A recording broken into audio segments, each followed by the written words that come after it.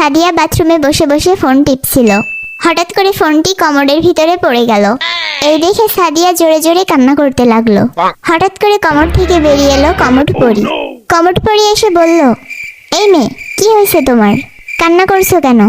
তখন সাদিয়া বলল, আমার ফোনটা কমোডের মধ্যে পড়ে গেছে, তাই কান্না করছি।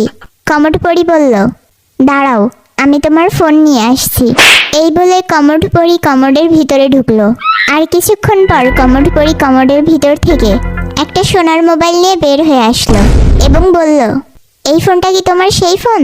সাদিয়া বলল, না, এটা আমার ফোন না।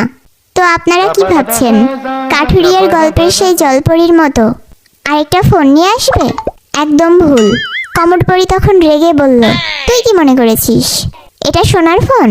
বেডি, এইটাই তোর সেই ফোন, যে লেগে গোল্ডেন কালার হয়ে গেছে। এই কথা শুনে সাদিয়া তো বেহুশ।